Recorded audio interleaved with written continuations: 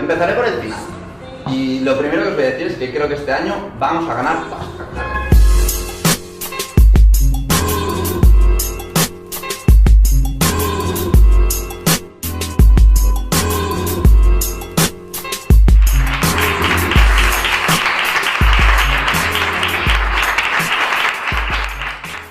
Bienvenidos a este vídeo. Mi nombre es Gonzalo Zaonero y me dedico a la gestión de fondos de inversión. ¿Sabíais que más del 90% de las personas pierden dinero al invertir en bolsa? No es muy alentador, ¿verdad? Pero os voy a demostrar que con la información adecuada es fácil pertenecer a ese grupo de personas que recurrentemente obtienen beneficios de sus inversiones. Este vídeo lo dividiremos en tres partes.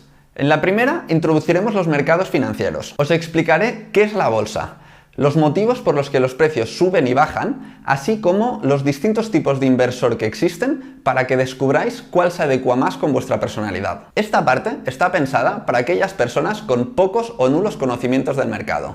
Pero aunque seas un inversor experimentado, no te preocupes, ya que en la segunda parte, sin duda, encontrarás información que te ayudará a mejorar tu operativa. Aquí estudiaremos datos macroeconómicos, correlaciones entre activos, ciclos económicos y algunos conceptos básicos de tendencia mediante el análisis técnico.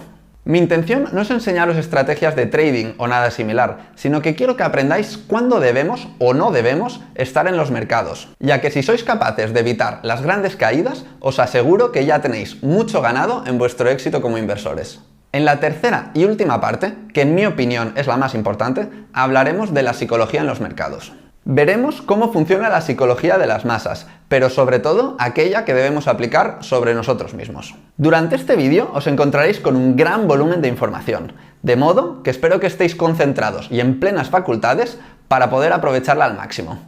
¡Vamos allá! En la primera parte introduciremos los mercados financieros. Veremos cómo funciona la bolsa, os explicaré por qué debemos aprender a invertir y os enseñaré cuáles son los distintos tipos de inversores, donde principalmente veremos el análisis fundamental, el análisis técnico y sus variables. Si ya eres un inversor experimentado, estos conceptos podrán parecerte algo básicos. Quizás podrías pasar directamente a la segunda parte, pero yo recomiendo ver el vídeo entero, ya que hacer un repaso nunca te puede venir mal. Cuando decimos que invertimos en bolsa, lo que hacemos es comprar acciones de empresas cotizadas, con el objetivo de que otras personas se interesen por nuestras acciones y estén dispuestas a pagarnos un precio superior. Con el auge de la especulación, se trata la bolsa cada vez más como un juego, pero es importante que comprendamos que lo que hay detrás de esas acciones son empresas reales y que al comprarlas nos volvemos propietarios de esa empresa, en mayor o menor medida, según el porcentaje de acciones que hayamos adquirido.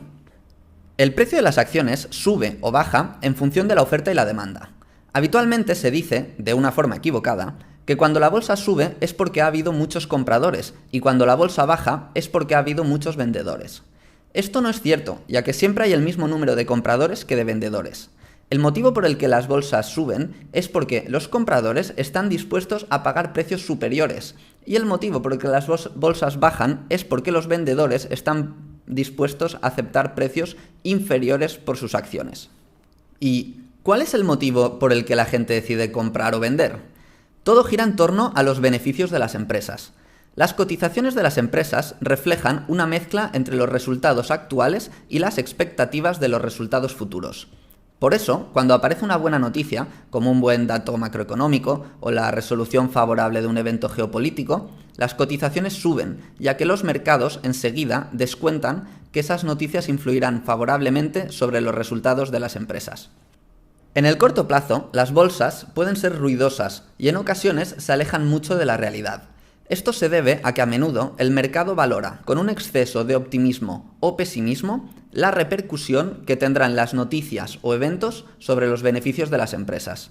Sin embargo, en el medio plazo, las bolsas siempre tenderán a aproximarse al valor real de la economía.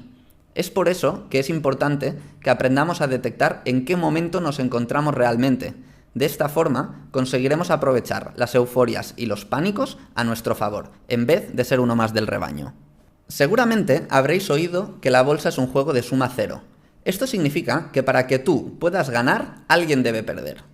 Pero esto no es del todo así. En verdad es un juego de suma negativo, ya que tanto en la compra como en la venta tendréis que pagar una comisión al intermediario que os pondrá en contacto con el mercado. Esto significa que para poder ser rentables debemos ser superiores a la media, ya que si ganamos uno y perdemos uno, y ganamos uno y perdemos uno, y así sucesivamente acabaremos perdiendo nuestra cuenta entera. La bolsa tiene un funcionamiento muy sencillo. Únicamente puedes comprar o vender. Pero si las bolsas suben aproximadamente el 52% de los días, ¿cómo es que más del 90% de las personas acaban teniendo pérdidas con sus inversiones? Ahora os voy a explicar cuáles son los principales motivos. Comisiones. Como acabamos de explicar, las comisiones tienen un gran peso sobre nuestros resultados. Estas pesan especialmente cuanto más corto sea el tiempo de nuestras inversiones, ya que si por ejemplo pagamos un 0,1% de nuestra inversión en comisiones, cuando nuestro objetivo es ganar un porcentaje considerable, pongamos un 10%, esta comisión es fácilmente asumible. Sin embargo, en un escenario en el que pagamos un 0,1% de comisión, pero nuestro objetivo es ganar un 0,5%, necesitaremos tener un porcentaje de aciertos increíblemente alto únicamente para poder pagar las comisiones. Es por este motivo que, sobre todo al principio, es importante que busquemos plazos temporales un poco más largos para que las comisiones pesen menos sobre nuestra operativa. Apalancamiento. Este es el principal motivo por el que la gente lo pierde todo en bolsa. Apalancarse significa pedir dinero prestado. Muchos brokers nos permiten invertir con más dinero del que disponemos. Si por ejemplo tenemos una cuenta con 10.000 euros, nos permitirán invertir con 100.000 euros o incluso más. Apalancarse es cada vez más habitual gracias a estos supuestos gurús que nos enseñan vídeos en los que ganan fortunas en muy poco tiempo. Lo que no te explican es que al apalancarte, por ejemplo por 10 veces, puedes ganar 10 veces más dinero, pero también puedes perder tu dinero 10 veces más rápido, de modo que es aconsejable tratar este tema con mucha prudencia. Falta de conocimientos. Lo primero que necesitamos es conocimiento. Lo segundo, práctica. Y lo tercero, dinero. Si tenemos dinero, pero no tenemos conocimiento, acabaremos no teniendo nada. Psicología humana. Por naturaleza, todos caemos en los mismos errores psicológicos. Desde nuestros inicios, el miedo y la codicia han formado parte del ser humano. Este punto para mí es el más importante y por eso le hemos dedicado en exclusiva la tercera parte de este vídeo. ¿Y yo por qué debería aprender a invertir en bolsa? Yo sostengo que todo el mundo debería aprender a invertir, ya que sea cual sea tu profesión, entiendo que en algún momento te interesará ahorrar. Puede que sea para cambiarte el coche, comprarte una vivienda o simplemente vivir más tranquilo. Sea cual sea el motivo, invertir inteligentemente es una forma fantástica de alcanzar antes tus objetivos. Otro motivo por el que deberías aprender a invertir, y cuanto antes mejor, es hacer que los años jueguen a tu favor gracias al interés compuesto. El interés compuesto se basa en que cada año reinviertes los beneficios de los años anteriores, haciendo que tu cuenta crezca de una forma exponencial. Warren Buffett es un claro ejemplo del poder del interés compuesto. Buffett empezó a invertir con tan solo 11 años, con el dinero que ganaba repartiendo periódicos. Como podéis observar en este gráfico, su fortuna ha ido creciendo exponencialmente a lo largo de su vida, y actualmente acumula una fortuna de más de 70.000 millones de dólares. Puede parecer exagerado empezar a invertir con tan solo 11 años, pero él dice que de lo único que se arrepiente es de no haber empezado a invertir antes. Ahora veremos los distintos tipos de inversores que existen, que son principalmente aquellos que invierten mediante el análisis fundamental o el análisis técnico o aquellos que se dejan guiar por las noticias y las recomendaciones. Empezaremos por aquellos que invierten por valor. El análisis fundamental trata de establecer el valor teórico de la acción mediante el estudio de toda la información económico-financiera disponible para esa empresa. Cuando hablamos de análisis fundamental, lo primero que nos suele venir a la mente suele ser que se trata de analizar ratios financieros y calcular el precio objetivo mediante descuentos de flujos de caja, pero en verdad va mucho más allá. El analista fundamental también analiza a sus actuales competidores, las barreras de entradas para nuevos competidores, los proyectos de la empresa y un largo etcétera. Hay muchos estilos de value investing. Hoy os voy a hablar de Warren Buffett, aquel que llaman el oráculo de Omaha, y es que es considerado el mejor inversor del mundo. Buffett busca empresas que tengan una ventaja competitiva sostenible durante muchos años y las compra en momentos en los que su cotización está infravalorada. Le gustan aquellas empresas que durante 10 años o más hayan aumentado de forma constante sus beneficios y especialmente le gustan los modelos de negocio que pueda predecir qué aspecto tendrán dentro de 10 años. Es por ello que los sectores financiero, consumo o petróleo son muy habituales entre sus carteras. Por este motivo, nunca invertía en empresas tecnológicas, ya que no las entiende y no puede predecir su comportamiento a largo plazo. Y es que cuando Buffett compra una empresa, pretende tenerla para siempre. Él dice que el mejor momento para vender una empresa excelente es nunca. Pese al rechazo general que tenía Buffett por las empresas tecnológicas, en 2016 nos sorprendió comprando acciones de Apple y, como es habitual, acertó con su compra. Este es el gráfico de la cotización de Apple, desde 1980 hasta el 7 de septiembre de 2017, o sea, la fecha actual en la que estoy grabando este vídeo. Como podemos observar, durante el año 2015 y principios de 2016, Apple se encontraba en una absoluta tendencia bajista. Entonces, en este momento, que parece que nadie quería la compañía, aquí fue justo el momento en el que Berkshire Hathaway adquirió las acciones de Apple. Y como podéis ver por la evolución que ha vivido desde entonces, ha sido todo un éxito, ya que desde que invirtió Buffett, Apple no ha hecho más que vivir un rally alcista. De hecho, desde que invirtió hasta la fecha de hoy, Apple se ha revalorizado más o menos un 78% más dividendos, en poco más de un año, o sea que ha sido una operación redonda. La historia de su compra de Apple es graciosa, porque él entró justo después de que el billonario Carl Icahn saliese de la compañía. Carl Icahn también es un gran inversor. Según Forbes, tiene una fortuna de 16.500 millones de dólares. Su estilo es muy agresivo. Le gusta comprar partes significativas de empresas para conseguir un puesto en la junta de accionistas, y desde ahí pone presión en las empresas a favor de los propios accionistas. Para que os hagáis una idea de cómo es, una de sus frases más típicas es: si quieres un amigo, cómprate un perro. Cuando él acabó de vender Apple y Buffett, a través de Berkshire Hathaway, entró, se produjo un pique por ver quién tenía razón respecto a la compañía. En este caso, el tiempo le ha acabado dando la razón a Buffett. Ahora vamos con el segundo tipo de inversores, aquellos que invierten con análisis técnico. El análisis técnico busca prever la evolución futura de las cotizaciones mediante el estudio de la evolución del precio en los gráficos. Más adelante veréis algunos ejemplos. El trading está en auge y se debe principalmente a la evolución de las tecnologías. Esto ha permitido reducir los costes operativos, mejorar las conexiones y tener facilidad de obtener información en tiempo real. Otro motivo por el que el análisis técnico despierta tanto interés es por las fuertes correcciones que hemos experimentado en el mercado. En el caso de las bolsas europeas, seguimos por debajo de los niveles de la burbuja de las .com en 2001 y de la burbuja inmobiliaria en 2008. En el caso de Japón es mucho peor, ya que estos vivieron una de las mayores burbujas de la historia. Lo de comprar y mantener al estilo Buffett únicamente te habría salido bien si hubieses invertido en Estados Unidos. Ahora os voy a explicar las principales formas de trading que existen. Short Term Trading. Estos traders buscan operaciones a corto plazo que pueden durar unos días o alargarse hasta varias semanas. Aquellos que hacen swing trading buscan impulsos del mercado y las operaciones suelen durar unos días.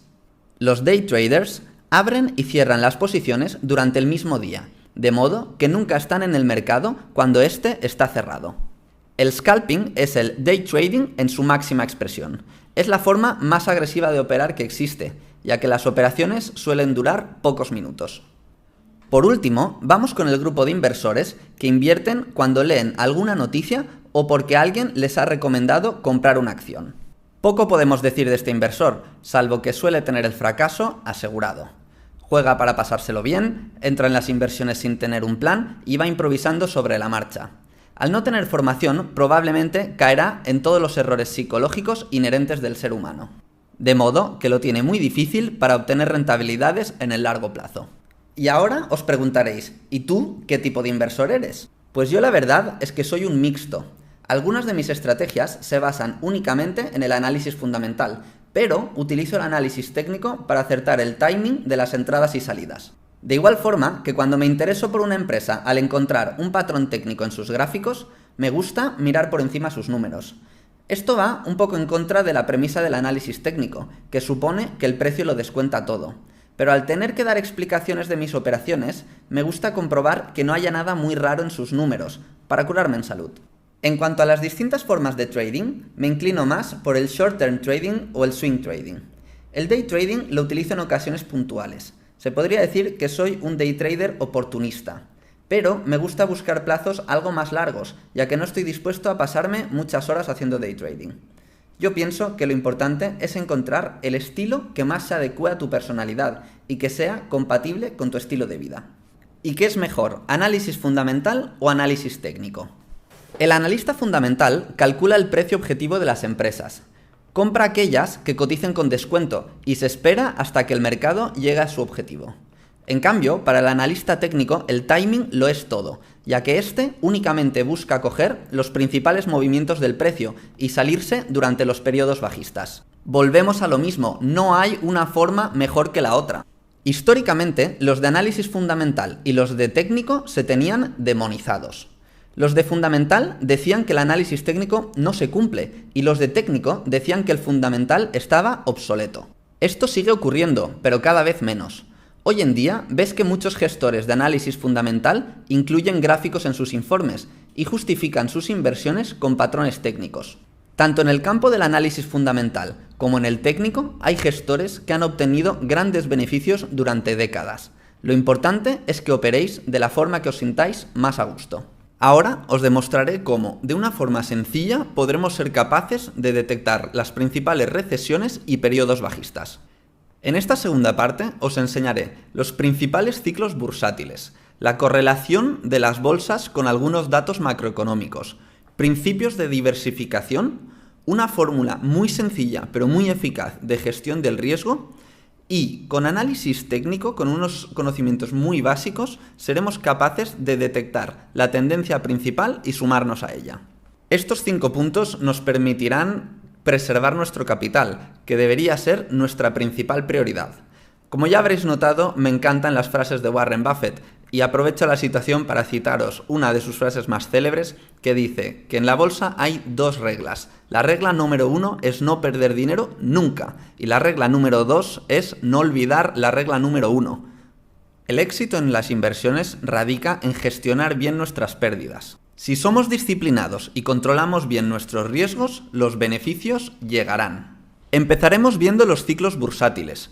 Este conocimiento nos permitirá saber en qué momentos del año podemos ser más agresivos y en qué momentos del año deberíamos ser más precavidos. En este ejemplo veremos el ciclo anual del índice Eurostoxx 50. Un índice es la combinación de un grupo de valores.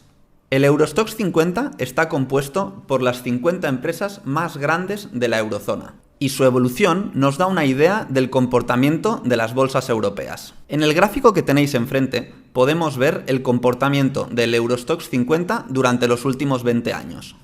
Aprovecho para mencionar que este y todos los gráficos que os muestre con un fondo negro similar los he obtenido de Bloomberg. Nuestro objetivo es detectar si las bolsas europeas tienen algún patrón repetitivo. Y como con este gráfico nos será muy difícil, os he preparado un promedio para que lo veamos mucho más claro. Lo que veis en pantalla refleja la misma información que el gráfico anterior, pero en vez de tener 20 años separados, tenemos 3 promedios de esos 20 años.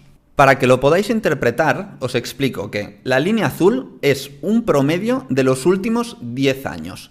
La línea gris es un promedio de los 10 años anteriores. Y la línea naranja es un promedio de ambas medias, de modo que la línea naranja es un promedio del comportamiento de las bolsas durante los últimos 20 años. Si os fijáis en la línea naranja, que representa el comportamiento de las bolsas europeas durante los últimos 20 años, podemos apreciar cómo durante los meses de enero y febrero las bolsas han permanecido muy laterales. A partir de marzo vemos que las bolsas ya se empiezan a animar, y abril ya es un mes claramente alcista. Como veis, a partir de mayo las bolsas empiezan un periodo bajista, y es que hay un dicho que dice "Sell in May and go away", porque ya tiene fama de ser un mal mes para las bolsas. Ese periodo bajista se prolongará durante toda la mitad del año hasta el 9 de octubre, donde empieza el periodo más alcista de las bolsas, lo que se llama popularmente el rally de fin de año. A la hora de detectar ciclos es importante que tengamos una muestra lo suficientemente grande. En este caso, por ejemplo, tenemos una muestra de 20 años y vemos que tanto en los últimos 10 como en los 10 anteriores, las bolsas han tenido un comportamiento similar, teniendo su fase bajista desde el 2 de mayo hasta el 9 de octubre y su fase más alcista desde el 9 de octubre hasta finales de año. Es importante que la muestra sea lo suficientemente grande, ya que si cogiésemos una muestra pequeña, como por ejemplo de 5 años, lo que podríamos es encontrar una casualidad y nos estaríamos fiando de un patrón erróneo. Como ya habréis imaginado, el momento más atractivo para estar invertido es desde el 9 de octubre hasta el final del año, pero vamos a poner unos números sobre la mesa. Si hubiésemos comprado el Eurostoxx 50 durante los últimos 20 años, habríamos obtenido una rentabilidad promedio anualizada de un 2,92%. Sin embargo, si lo hubiésemos comprado únicamente desde el 9 de octubre hasta final de año, habríamos obtenido una rentabilidad de un 6,39%. ¿Significa esto que invirtiendo solo una parte del año, habríamos obtenido más del doble de la rentabilidad que comprándolo durante todo el año? En el recuadro de abajo os he marcado en verde el porcentaje de años que el Eurostoxx 50 ha acabado alcista durante abril, mayo, el periodo bajista, que es del 2 de mayo al 9 de octubre, o el periodo alcista, que es del 9 de octubre al 31 de diciembre. Y debajo de los números en verde tenéis la rentabilidad promedio que ha dado durante estos periodos. Tened en cuenta que los ciclos no son una ciencia exacta, ya que únicamente son un promedio, en este caso, de lo que ha ocurrido durante los últimos 20 años, y resultados pasados no garantizan resultados futuros. Pero sí que nos sirven como una información adicional para saber en qué momentos deberíamos estar más agresivos y en qué momentos deberíamos estar más defensivos. Esto no significa que del 2 de mayo al 9 de octubre jamás debamos estar invertidos, o que desde el 9 de octubre al 31 de diciembre siempre debamos estarlo. Los ciclos es una cosa más de las que debemos tener en cuenta, pero no es suficiente herramienta como para basar toda nuestra estrategia en ellos. Ahora os voy a enseñar a qué me refiero con eso de estar más agresivos o más defensivos. En esta imagen, que también la he obtenido de Bloomberg, tenemos una comparativa del comportamiento del índice S&P 500 y el índice Russell 2000. El S&P 500 es el índice principal de Estados Unidos y está compuesto por las 500 empresas más grandes de Estados Unidos.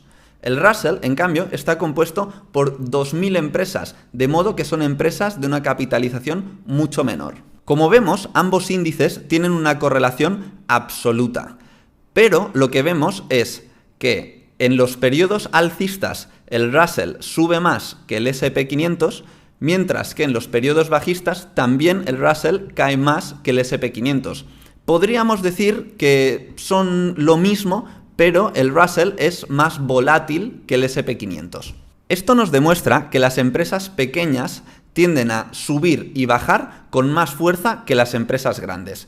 Y aquí viene la parte en la que me refería con invertir más ofensivo o más defensivo. De modo que os invito a que durante los periodos bajistas, o sea, de mayo a octubre, busquéis empresas que sean más defensivas, más sólidas, más grandes. Y en los momentos que estéis muy alcistas, ya sea por el conjunto económico o por el ciclo alcista desde octubre hasta final de año, podéis permitiros buscar empresas más pequeñas, empresas más volátiles que os puedan otorgar unas rentabilidades superiores. Y algunos estaréis pensando, muy bien, pero esto del Eurostoxx 50 es para las bolsas europeas, pero yo invierto en otras bolsas, como por ejemplo las americanas. Pues bueno, os informo de que prácticamente todos los índices tienen el mismo comportamiento, y tanto para las empresas americanas como las empresas de países emergentes, su fase bajista es de mayo a octubre y su fase alcista es de octubre a diciembre. De modo que aprovechar este gráfico sea cual sea vuestro mercado. Por último, os voy a comentar otras 3 curiosidades sobre los ciclos bursátiles. En primer lugar, a modo semanal. Debéis saber que las bolsas son alcistas sobre todo los lunes y los martes. Son los días de la semana donde se han producido la mayoría de las subidas de los índices. Y por contra, los viernes suelen ser los días más bajistas. Esto, por supuesto, no es más que un promedio. Claro que habrá viernes muy alcistas y lunes muy bajistas, pero en un promedio esto es lo que ocurre. Y además tiene todo el sentido del mundo, porque cuando llega el lunes estamos con ganas, hemos estado pensando durante el fin de semana en algunas empresas que queremos comprar, y entonces llega el lunes y las compramos. En cambio, cuando llega el jueves y el viernes, como durante el fin de semana las bolsas están cerradas y tenemos 2 días en los que podría pasar cualquier cosa, la gente tiende a ser más precavida y vender los viernes para esperar a la próxima semana y cubrirse de cualquier cosa que le pudiese pasar durante el fin de semana. Otro ciclo curioso es el del oro.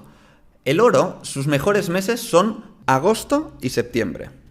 Y también tiene todo el sentido del mundo, ya que esos meses son los peores meses para las bolsas. Quizás habréis oído que el oro actúa como un valor refugio, y es que cuando la gente piensa que las bolsas van a caer, lo que hacen es comprar oro. De modo que si agosto y septiembre tienden a ser meses en los cuales la gente está más pesimista de lo normal, es lógico que durante esos meses tiendan a comprar más oro. Y precisamente el oro empieza su fase bajista el 8 de octubre, que coincide exactamente con el momento en el que empieza la fase alcista de las bolsas. De modo que comprar oro también es una medida defensiva que podéis tomar durante las épocas en las que estéis pesimistas con los mercados. Por último, hablaros de los ciclos presidenciales. En Estados Unidos, por ejemplo, las elecciones se celebran cada 4 años. Y en términos generales debéis saber que a la gente lo que le gusta es que repita el mismo partido político que estaba anteriormente.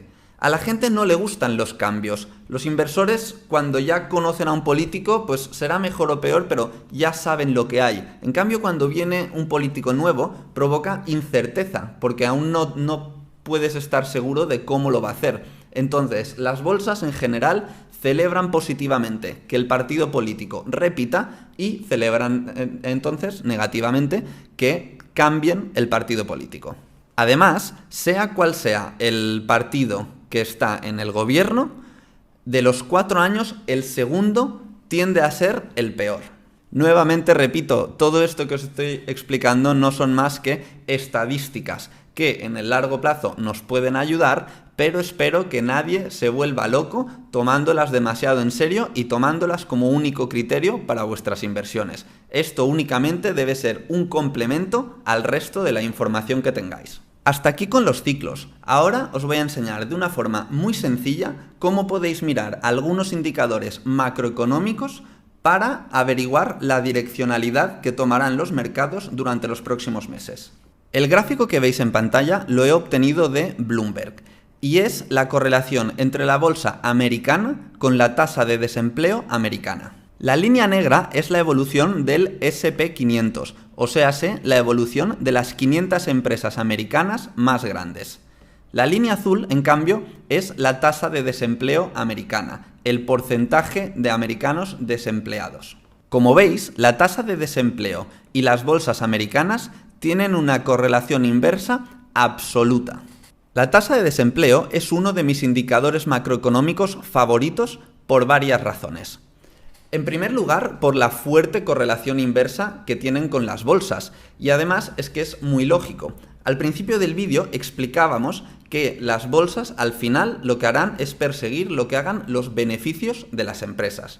Entonces, la gente cuando tiene empleo tiende a gastar más que cuando está desempleada, de modo que tiene todo el sentido del mundo que cuanta más gente tenga empleo, podamos esperar unos mejores beneficios de las empresas. Otra cosa muy interesante de la tasa de desempleo es que, si os fijáis, es muy tendencial. A mí me gustan mucho los indicadores que son tendenciales. aquellos que cuando cogen una tendencia puedes esperar que pasen mucho tiempo en la misma dirección. Gracias a que es un indicador tan tendencial, nos puede avisar muy pronto de que se está originando la próxima recesión. Es un indicador muy a tener en cuenta y en caso de que veamos que durante varios meses seguidos está cambiando de tendencia y está aumentando la tasa de desempleo, es una señal de que deberíamos empezar a considerar vender o tomar medidas más defensivas, como por ejemplo invertir en grandes empresas o hacer cobertura de nuestras carteras.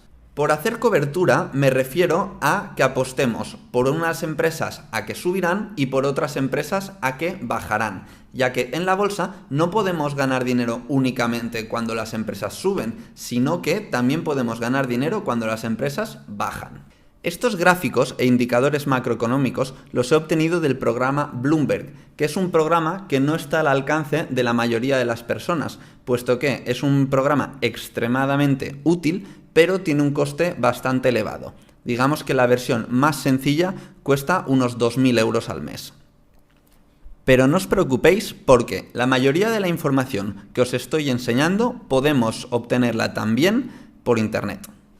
Ahora os voy a enseñar la página web de Investing. Esta considero que es una de las páginas más completas en cuanto a finanzas se refiere. Primero miraremos que arriba a la derecha podemos elegirla en varios idiomas y vamos a poner el español. Bueno, la primera función que vamos a ver es que en Investing podemos buscar valores y ver su cotización en tiempo real.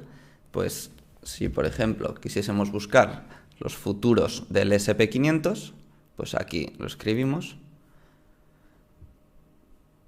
y aquí tenemos su precio y su cotización.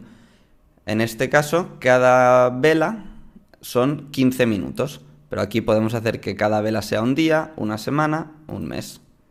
Ahora son un día cada vela y esta ha sido la evolución del S&P 500. Aprovecho para enseñaros, ¿recordáis que anteriormente habíamos hablado de que Japón vivió una de las mayores burbujas de la historia? Pues vamos a ver el Nikkei, que este es el índice de Japón. El Nikkei está compuesto por las 225 empresas más grandes de Japón. Entonces, si hacemos clic en esta parte, se nos ampliará el gráfico. ¿Vale? Y si le damos a velas o a barras, pues lo podremos ver mejor. Ahora estamos puestos en que cada barra sea un día, pues si lo ponemos un mes, podremos llegar más atrás. Vale. Aquí vemos pues que este índice empezó en el 1984, vivió un rally alcista espectacular, o más bien una burbuja, y en 1990 estalló la burbuja. Y actualmente, 27 años después, se encuentra a menos de la mitad de lo que estaba en el 1990. Esto pues es una paradoja con eso que se dice de que a largo plazo la bolsa siempre sube. Pues eso depende del país, porque en Japón si hubiésemos comprado en 1990, llevaríamos 27 años y no habríamos recuperado ni la mitad de nuestro dinero. Así que no os fiéis con eso de que la bolsa siempre sube. Debemos tener en cuenta muchas más variables. La función quizás más útil que tiene Investing, la que yo me miro más a menudo, es la de noticias. En noticias podemos ver las noticias catalogadas por grupos o ir a lo más leído, que ya nos pondrá las noticias que han sido más relevantes. Pues noticias a veces de valores concretos, de divisas, de las políticas de los bancos centrales, elecciones, riesgos geopolíticos, etc. Es una buena forma de estar actualizado de lo que está pasando en los mercados. Ahora también os quiero enseñar algunas herramientas que tiene, que básicamente será el calendario económico, el calendario de resultados y el calendario de dividendos. En el calendario económico podemos ver los datos macroeconómicos. Lo que antes os enseñaba que he obtenido de Bloomberg, lo tenéis exactamente igual en esta página web. Ahora mismo estamos viendo todos los datos macroeconómicos que se han presentado hoy. Y también lo estamos viendo, pues como veis, de muchos países: Alemania, Francia, España, Reino Unido, Australia, Japón, etc. Pero si nos vamos a filtros, podemos elegir únicamente los países que nos interesan. Le damos a limpiar y imaginemos que nos interesa ver solo Estados Unidos y la eurozona. Después aquí abajo tenemos una cosa que es muy importante, que es el impacto, que es un toro, 2 toros o 3 toros. Esto es lo importante, que es el dato macroeconómico y de qué manera afectará al mercado. Una buena idea pues es poner únicamente los de 2 toros y 3 toros, ya que las de un toro normalmente son poco relevantes. Lo de los 3 toros es especialmente importante para todos aquellos que hagáis day trading, ya que cuando aparece una noticia con 3 toros suele mover muchísimo el mercado. De hecho, muchas veces, exactamente en el segundo que aparece, el mercado empieza a dar bandazos. De modo que si estamos haciendo day trading, no queremos estar en esos momentos en los que el mercado está tan volátil y tan ruidoso, porque en esos momentos se vuelve absolutamente impredecible. Así que si vemos que en alguna hora del día tenemos una noticia de 3 toros, lo mejor será que nos pongamos una alarma y que un rato antes de esa noticia dejemos de operar. Le damos a aplicar y ya está. Y aquí estamos viendo todos los datos macro de Estados Unidos y Europa que se van a presentar hoy. A continuación vamos a ver el calendario de resultados. Bueno, esperad, antes quiero enseñaros que también podemos, si alguno de estos datos no sabemos lo que significa, podemos hacer clic sobre él y aquí pues nos da una pequeña descripción, nos explica un poco cómo se debería interpretar y aquí en la parte de abajo tenemos la evolución del dato macroeconómico. Venga, vamos con otra de las herramientas, que es el calendario de resultados. El calendario de resultados nos muestra en la fecha que queramos, podemos aquí coger fechas personalizadas, pues todas las empresas que han presentado resultados, o en este caso, pues todas las que hoy van a presentar resultados. Y nos dice, nos marcará en verde las que hayan batido las expectativas de los analistas y en rojo las que se hayan quedado atrás. También en filtros podemos buscar una empresa concreta. Pues vamos a ver, por ejemplo, Facebook, que la hemos utilizado antes. Pues mira, Facebook nos dice que presentó resultados el pasado 26 de julio y que la próxima vez que presentará resultados será el 31 de octubre. Además, así podemos ver la evolución de sus ingresos y nos deja una idea de si esta empresa realmente está mostrando crecimiento o no. Lo de los resultados es importante, sobre todo para aquellos que hacen trading, ya que algunas personas no quieren tener los valores el día que presentan resultados. Lo que pasa es que el día que presentan resultados siempre es el día más peligroso, ya que es el día en el que más se puede mover un valor. Si los resultados que presenta son buenos, es posible que amanezca mucho más alcista que el día anterior, pero si los resultados son malos y caen por debajo de las expectativas, es posible que nos veamos con una caída considerable. Entonces, bueno, si vendes antes de que presente resultados, pues es una forma de minimizar riesgos. Obviamente estás minimizando riesgos, pero también estás quitándote la posibilidad de que presente unos buenos resultados y obtengas un buen beneficio. Esto, pues bueno, simplemente es una medida más conservadora que se podría tomar. Yo en mi caso, por ejemplo, me gusta estar o no estar, pues dependiendo un poco del marco económico en el que nos encontremos.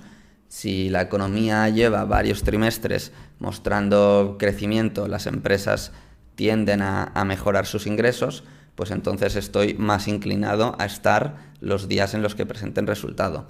También si el mismo trimestre las empresas que hayan presentado antes, sobre todo si son del mismo sector, están mostrando resultados favorables, pues eso también ayuda. Y viceversa, si estamos en una tendencia de que trimestre tras trimestre van a peor los resultados, estamos en un periodo recesivo, pues es especialmente útil que no estemos en este día.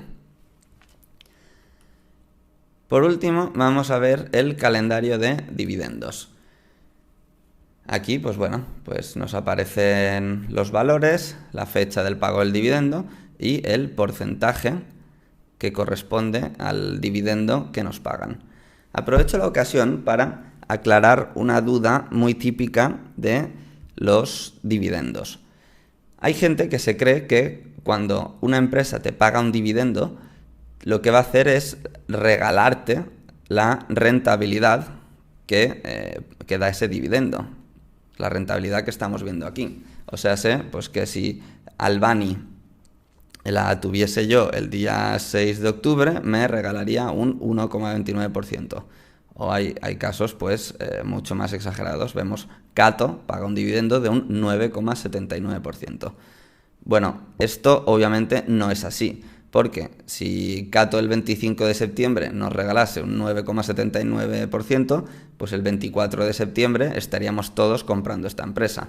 Y obviamente eso no puede pasar. ¿Qué es lo que pasa cuando una empresa paga dividendos? Pues que lo que te da en dividendo te lo quita de la cotización. O sea, imaginemos que una empresa vale 10 euros, cotiza a 10 euros y te paga un dividendo de 50 céntimos.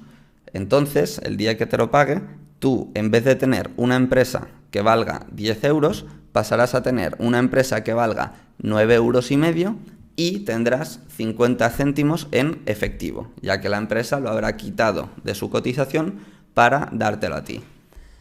A ver, yo personalmente tengo un estilo que me gustan las empresas de crecimiento. Entonces, prefiero que las empresas no paguen grandes dividendos. Digo que lo prefiero, no es que sea un requisito indispensable. Pero cuando una empresa paga dividendos, sobre todo si es grande, tiende a significar que la empresa ya es muy madura y que sus posibilidades de crecimiento se han visto mermadas. Yo prefiero empresas que no paguen dividendo y que ese dinero lo utilicen para reinvertirlo y así poder aumentar sus ingresos, aumentar su cuota de mercado, etc. Por lo cual se debería haber reflejado en sus beneficios y debería afectar positivamente a su cotización y eso me beneficiaría por la rentabilidad que cobraría.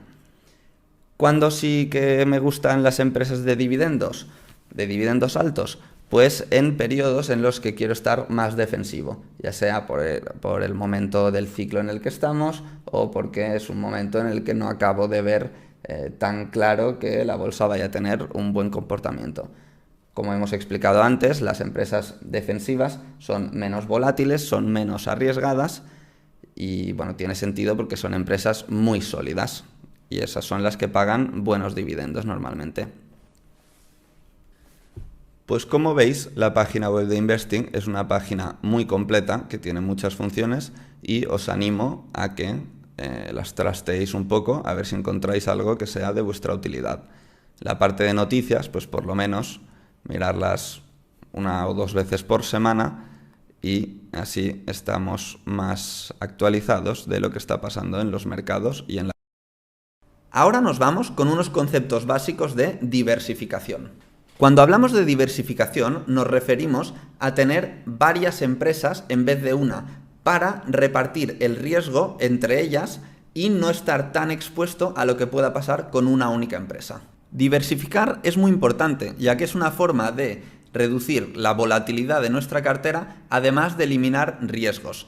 Si por ejemplo nosotros tenemos 2 empresas y una de ellas tiene un problema y cae mucho, nuestra cartera caerá mucho, ya que la mitad de nuestras empresas están cayendo mucho. Sin embargo, si nosotros tuviésemos 20 empresas y una de ellas tiene un problema y cae mucho, nuestras carteras seguramente lo notarán, pero quizás lo notarán poco, ya que las otras 19 puede que estén subiendo y así pues habremos reducido considerablemente el riesgo de esa mala noticia que siempre nos puede ocurrir alguna cosa imprevista.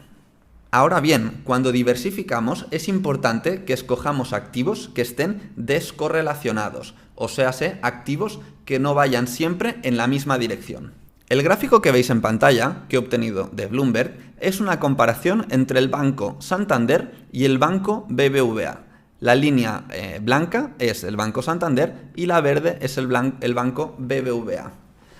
Como veis, estos son dos bancos distintos españoles, pero su correlación es absoluta. Si os fijáis, en prácticamente todo momento caen los mismos días y suben los mismos días.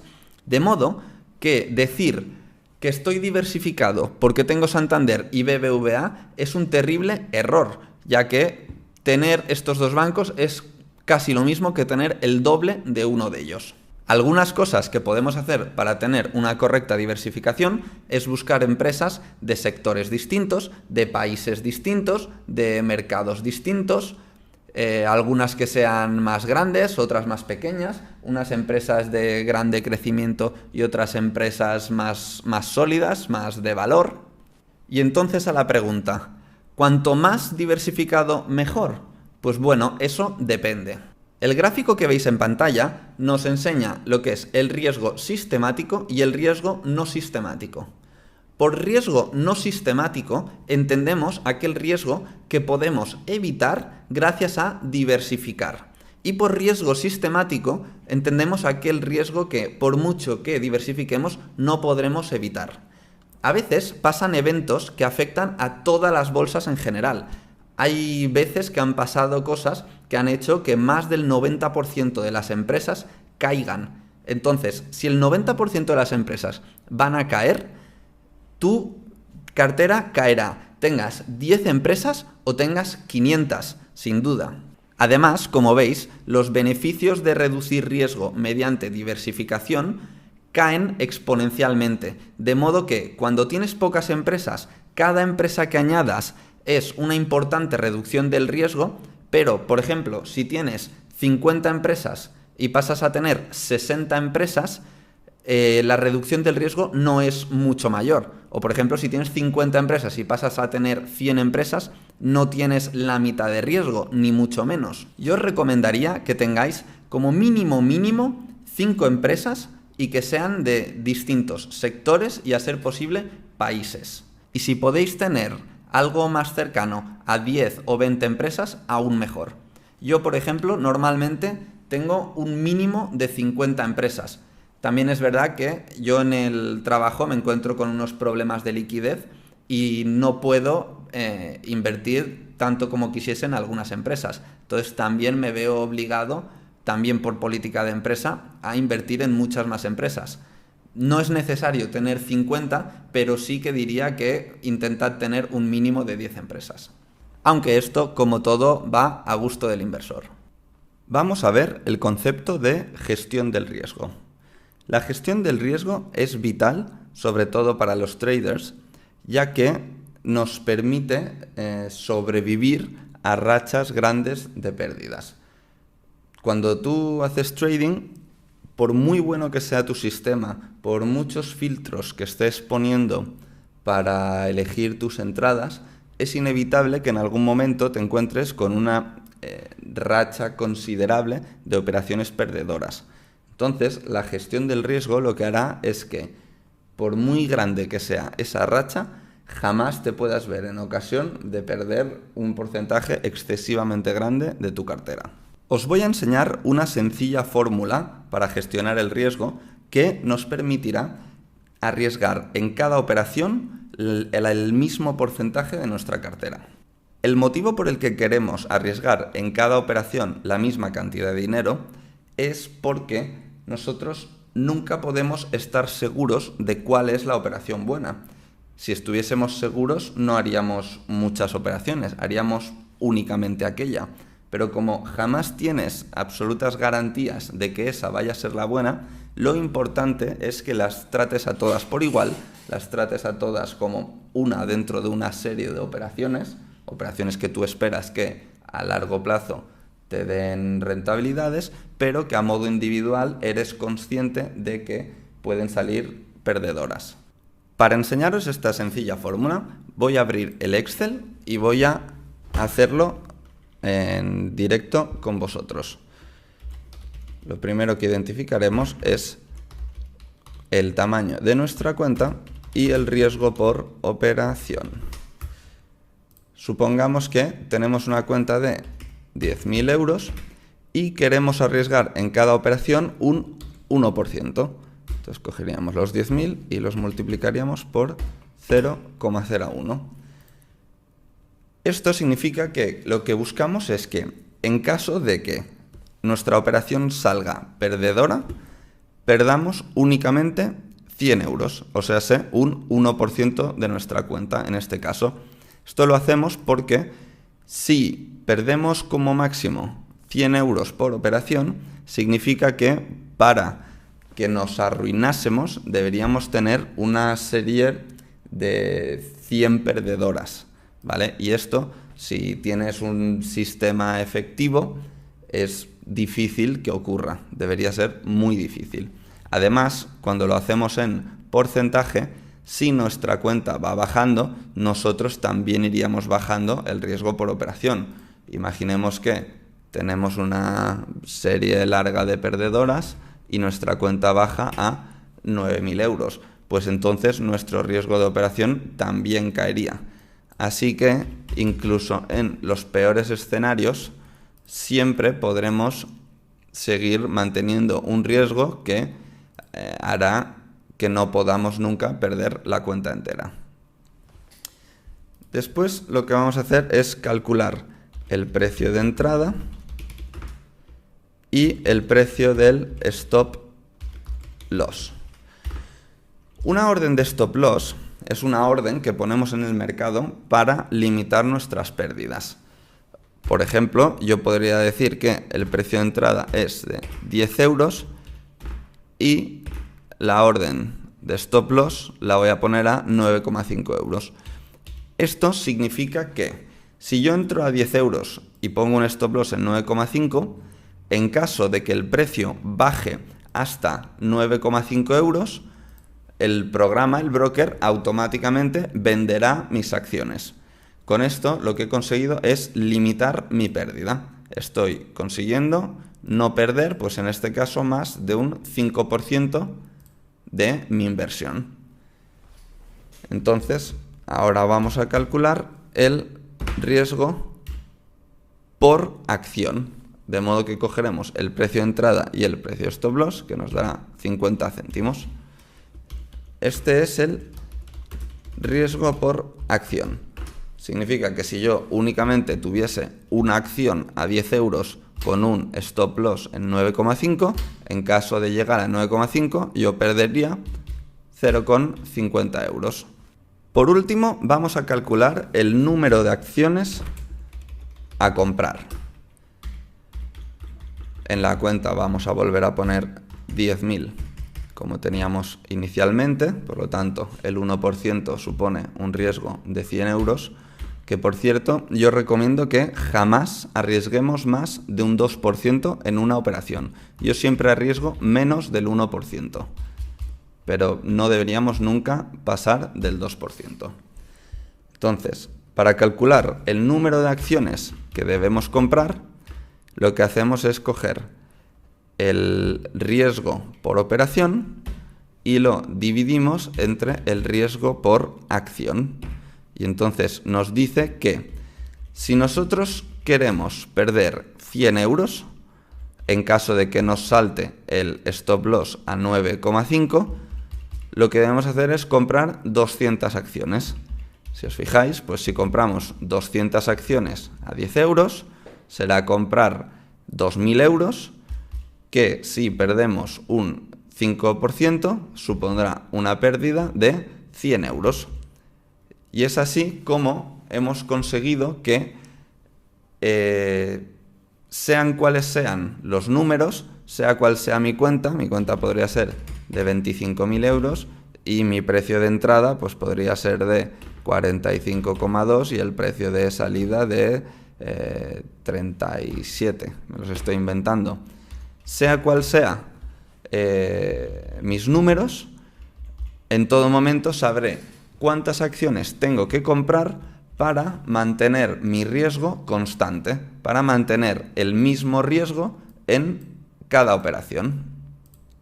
Esta pequeña fórmula podría resultar un poco liosa vista así de rápido, pero te aseguro que si haces esta pequeña tabla y la trasteas un poco poniendo tus números, ¿vale? Por ejemplo, 10.000 euros, vamos a poner que queremos arriesgar un 0,2%, que entramos a 80 euros con un stop loss de 70 euros, pues enseguida entenderemos la coherencia de todos los números.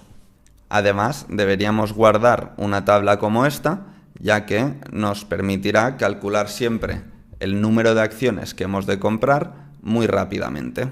Solo tendremos que rellenar, pues normalmente nuestra cuenta siempre será el mismo montante y el riesgo siempre será el mismo, únicamente tendremos que rellenar el precio de entrada y el precio de stop loss. El último punto que trataremos, antes de meternos en la parte psicológica de los mercados, es el seguimiento de tendencia, y para ello utilizaremos el análisis técnico. En los mercados podemos encontrar claros momentos de tendencia. A veces serán tendencias alcistas, tendencias bajistas o momentos carentes de tendencia en los cuales el mercado se encontrará lateral. Debemos comprender el concepto de que el mercado funciona por ondas, o sea, el mercado no tiende a subir en línea recta constante o bajar en una línea recta constante, y cuando está lateral tampoco es que se mantenga todo el rato al mismo precio, sino que va creando ondas. ¿Veis aquí en la tendencia alcista? Pues estos serían ondas alcistas, y en esta tendencia bajista estos serían ondas bajistas. Gracias a estas ondas podemos identificar cuál es la tendencia del mercado.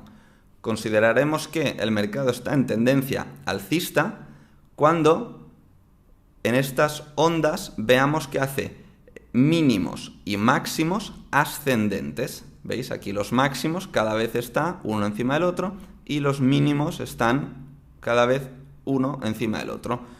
En el caso contrario de que sea máximos y mínimos descendentes, pues consideraremos que estamos en una tendencia bajista. Y luego estamos en los rangos laterales, que son los momentos en los que el mercado se está consolidando, se está aclarando cuál es su dirección, que entonces pues vemos que los máximos y los mínimos son laterales. El analista técnico lo que busca es detectar cuál es la tendencia de fondo y sumarse a ella. Seguir en esa tendencia hasta que se acabe, hasta que la tendencia nos demuestre que se ha terminado, y por lo tanto cuando se termina la tendencia podemos esperar que entremos en un rango lateral o que sea el inicio de una tendencia bajista. Ahora vamos a verlo mucho más claro con algunos ejemplos reales. Lo que veis en pantalla es un gráfico del Eurostoxx 50, o sea, de las 50 empresas más grandes de la eurozona. El programa que estamos utilizando para analizarlo se llama Visual Chart. Es un programa que podréis descargar gratuitamente desde su página web y que tiene una versión gratuita y una versión de pago. Yo tengo la versión de pago que me permite tener el mercado en tiempo real. Se va moviendo a cada instante, tal como se mueve el precio. Pero os podéis descargar la versión gratuita, que es lo mismo, lo único que no tendréis el mercado en tiempo real, de modo que el último día no lo tendréis disponible hasta que el mercado haya cerrado. Tendréis todo el gráfico menos el último día, y cuando el mercado cierre, en el caso español por ejemplo, a las 5:30 de la tarde, pues os aparecerá también el último día. Aprovecho que tenemos el Eurostoxx 50 enfrente para analizarlo a modo cíclico, puesto que antes hemos estado analizando el ciclo anual de este año. Si hacemos memoria, decíamos que de enero a febrero el Eurostoxx en promedio se ha quedado lateral, en marzo se empieza a animar, abril es un mes alcista, después de mayo hasta el 9 de octubre entramos en la fase bajista, y desde el 9 de octubre hasta final de año es cuando tenemos el periodo más alcista, que habitualmente llaman el rally de fin de año. Pues vemos que eso es solo un promedio, pero este año la verdad es que se está comportando muy bien. Aquí abajo vemos la fecha, cada una de estas barras es un día, entonces pues vamos a ver que en diciembre las bolsas subieron considerablemente, subieron aproximadamente un 9, un 10%, un 9,75%. Aquí empieza diciembre y aquí acaba, o sea, aquí empieza enero. Pues vemos que en diciembre las bolsas subieron considerablemente. Enero y febrero las bolsas se mantuvieron laterales, ¿vale? ¿Veis? Esto es enero y esto es febrero. En marzo y abril las bolsas entraron en un canal alcista. ¿Veis? Un canal alcista, decimos que las bolsas están en un canal cuando permanecen dentro de un rango. Pues como veis, este canal es alcista, las ondas que se han creado tienen máximos y mínimos ascendentes, y el 8 de mayo hizo máximos y entró en un canal bajista. ¿Vale? Como veis nuevamente, ahora estamos en un claro canal bajista, haciendo máximos y mínimos descendentes. Bueno, volvemos a lo mismo. Lo de los ciclos no es nunca una garantía de nada, pero en este año, si nos hubiésemos comportado como esperábamos que hiciese el mercado cíclicamente, pues la verdad es que nos ha ido bastante bien. Para que veamos un poco mejor los conceptos de tendencias alcistas, bajistas o rangos laterales que estábamos explicando antes, vamos a analizar este índice en el pasado. Aquí vemos que en marzo de 2017 empezamos a entrar en un canal alcista que a su vez formaba parte de un canal alcista mucho mayor, un canal que se creó el día del Brexit. ¿Lo veis? Es un canal estrecho dentro de un canal mucho más amplio. Antes de esto estuvimos aquí en un rango lateral también muy amplio, en el que los precios pues no se aclaraban, las fuerzas de la oferta y la demanda estaban muy igualadas. Como vemos, pues durante todo este tiempo es más difícil operar, ya que lo que puedes coger durante este tiempo pues son movimientos cortos. Podemos utilizar indicadores y osciladores para intentar coger aquí algunos rebotes, pero no dejan de ser movimientos cortos y, por lo tanto, más difíciles. En cambio, en el momento que se rompe este canal lateral hacia arriba, consideramos que puede ser el inicio de una tendencia alcista, y es ahí cuando el analista técnico busca sumarse a la tendencia mientras ésta siga vigente. El analista técnico jamás tendrá la suerte de comprar aquí abajo y vender aquí arriba, sino que se contenta con pillar una parte del tramo. Y si seguimos retrocediendo en nuestro análisis del Eurostoxx 50, pues nos encontraremos, como decíamos, que siempre son ondas, que es tendencial, y pues tenemos momentos alcistas y momentos bajistas. Aquí nuevamente, en finales de 2014, inicios de 2015, teníamos un pequeño canal alcista. ¿Vale? Si expando las barras los veremos mucho mejor. Y entonces, pues aquí decimos lo mismo, estamos en un canal alcista hasta que el precio penetra el canal alcista y empieza el periodo bajista. Cuando se termina la tendencia alcista es cuando deberíamos estar pues más prudentes o directamente no estar en el mercado. Aquí previamente pues también veníamos de un canal alcista. Aquí lo tengo. ¿Veis? Durante todo este tiempo, las fuerzas de la oferta y la demanda llevaban el precio a ir subiendo hasta que llegamos a este punto que nos dio una falsa salida y después aquí ya se rompe por completo este canal alcista. Aquí tenemos 2011, que fue un año bastante malo para las bolsas, y 2008, que fue, pues bueno, la crisis más reciente que tenemos, que fue un año catastrófico, donde las bolsas desde su punto máximo al mínimo cayeron alrededor de un 60%, un 61%.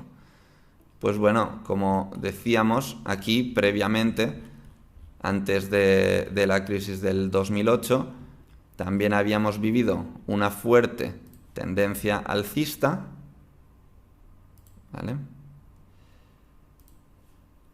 Y mientras estábamos en esta tendencia, pues en cualquier momento era una cosa prudente poder comprar.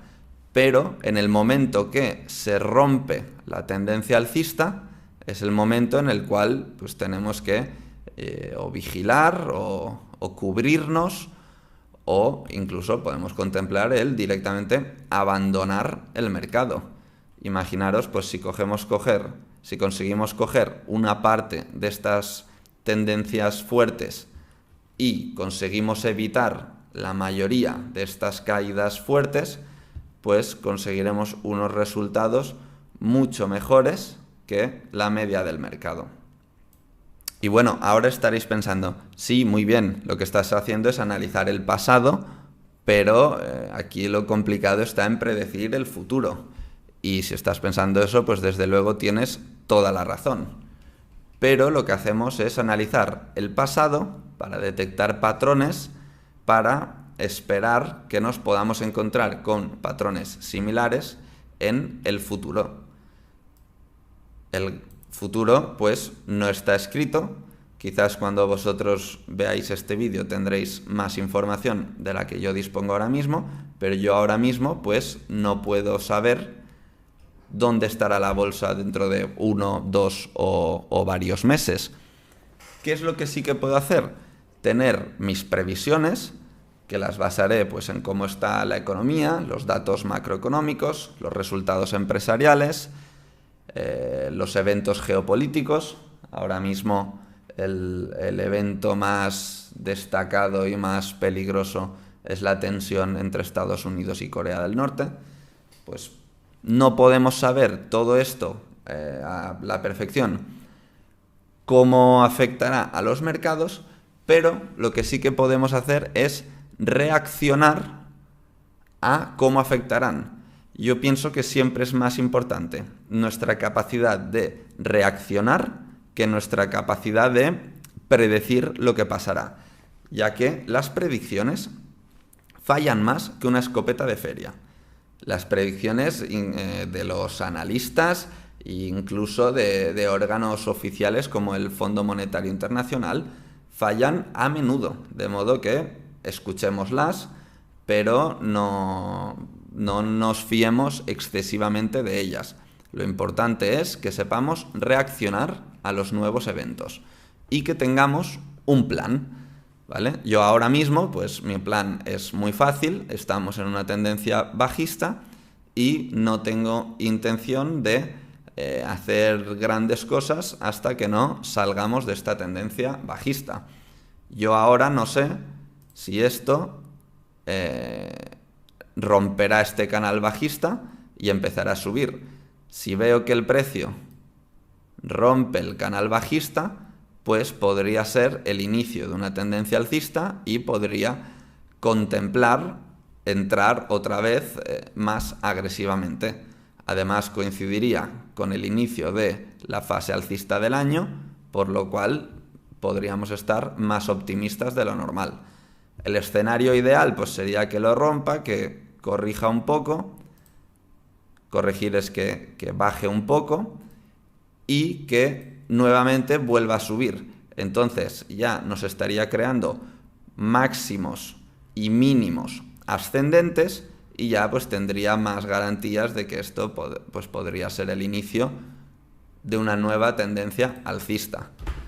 Ahora bien, el mercado también puede perfectamente empezar ahora a caer y seguir en su tendencia bajista. Por lo cual, pues mientras haga esto, yo permaneceré defensivo y a la espera de ver qué es lo que pasa. Yo lo que haré es reaccionar a los movimientos del mercado. También debemos recordar que lo que estamos viendo ahora es el Eurostoxx 50, que es el promedio del comportamiento de 50 empresas. En esas 50 empresas, pues habrá empresas que estén cayendo y empresas que estén subiendo. Sí que es verdad que la correlación es alta, de modo que cuando las bolsas caen, a menudo arrastra a la mayoría de empresas, pero porque un índice esté cayendo no significa que no podamos encontrar empresas que estén subiendo. O sea que en la mayoría de momentos tendríamos que ser capaces de encontrar empresas que estén en una tendencia alcista. Esto que hemos hecho son principios muy básicos de análisis técnico que simplemente buscan saber en qué momentos deberíamos estar o no estar. Y bueno, y si decís, ya, pero es que yo no sé de análisis técnico, pues tampoco hace falta, para lo que estamos haciendo, que únicamente es ver la tendencia, tampoco hace falta saber trazar muchas líneas y saber compaginar medias móviles con volumen, con indicadores, etc. Aquí visualmente podemos ver que esto está subiendo y que aquí ahora esto está bajando, que aquí ya son ondas bajistas, quizás con líneas en vez de con barras, pues lo vemos aún más claro cuál es la tendencia.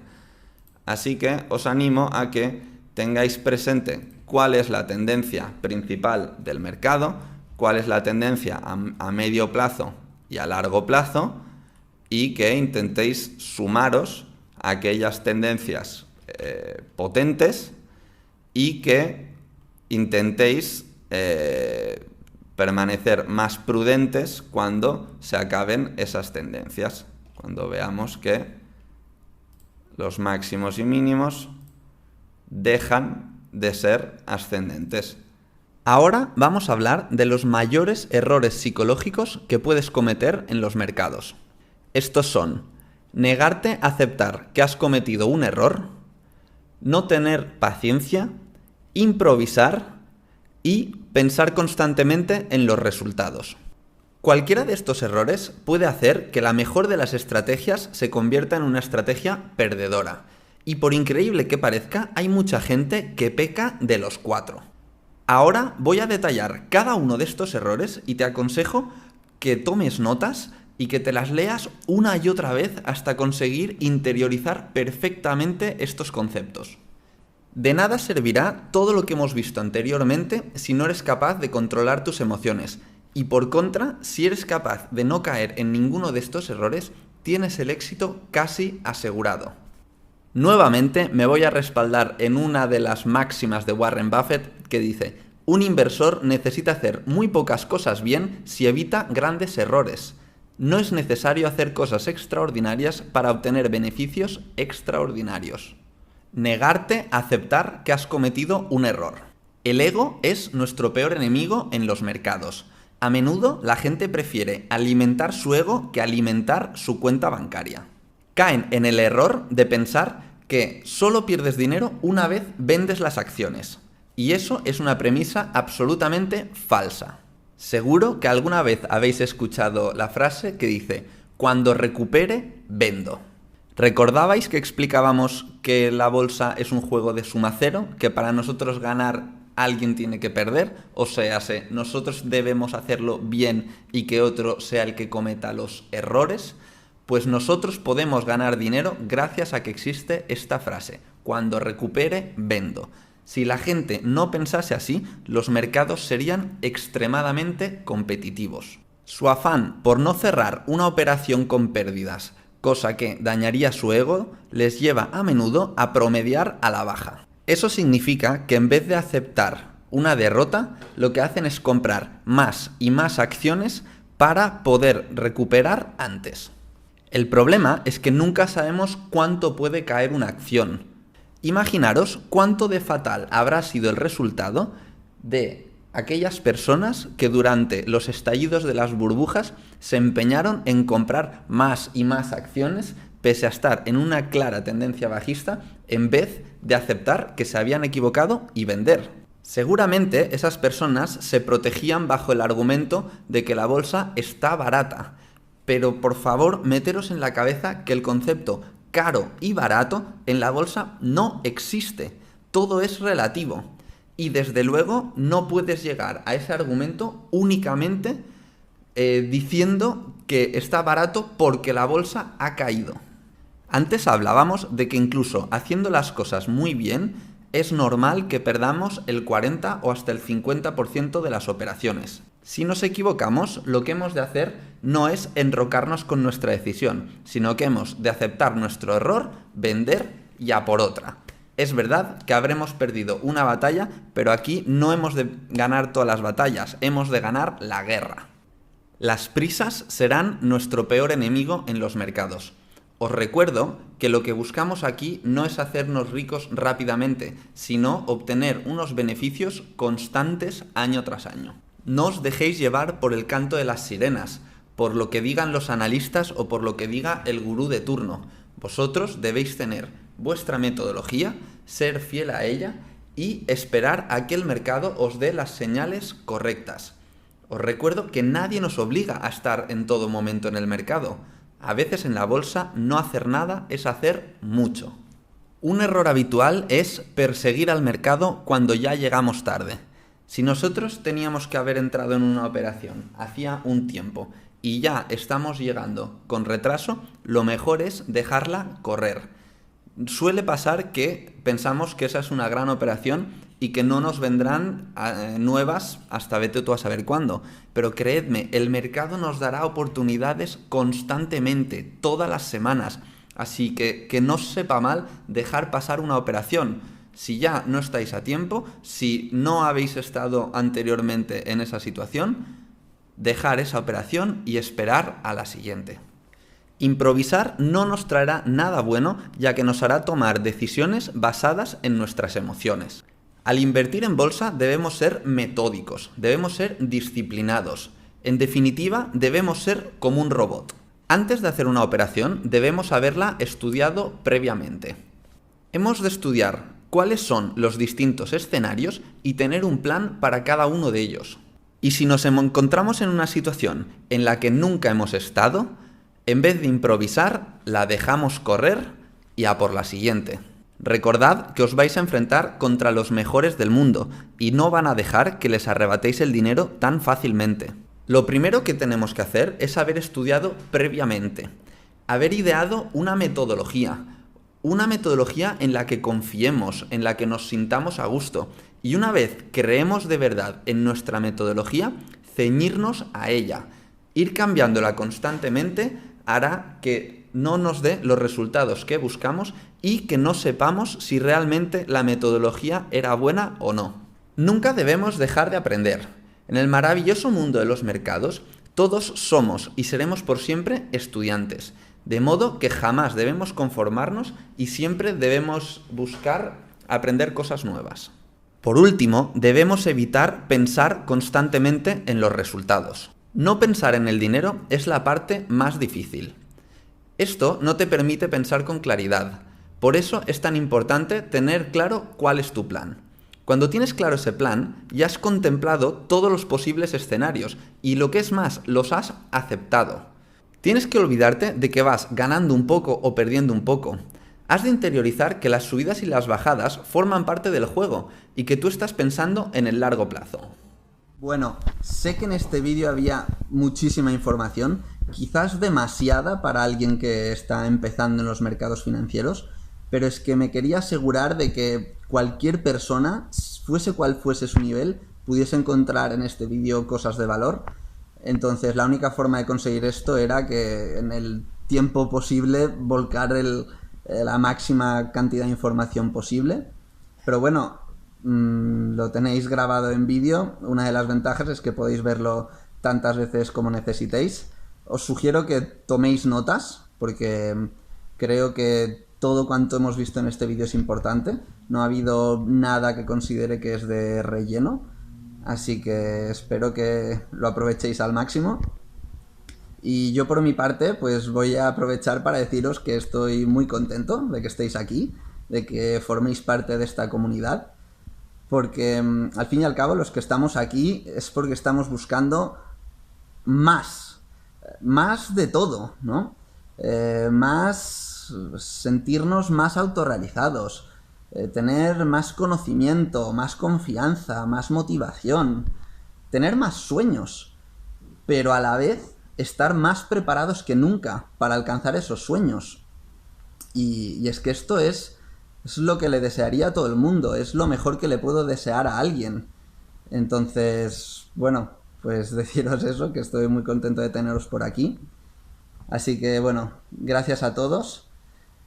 Y quiero mandaros ánimos, ánimos para que sigamos luchando por crecer y por sacar la mejor versión de nosotros mismos. También quiero mandaros fuerzas.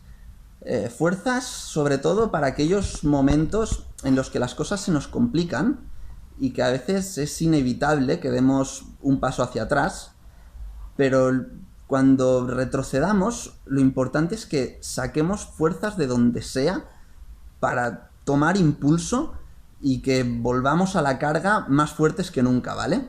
Y bueno, desearos lo mejor. Ya no os voy a desear suerte, porque ya confío que jamás volváis a necesitar la suerte para tener éxito en los mercados financieros. Pero bueno, eso es. Desearos lo mejor y nos seguiremos viendo por aquí, estaremos en contacto y vamos hablando, ¿vale? Un abrazo.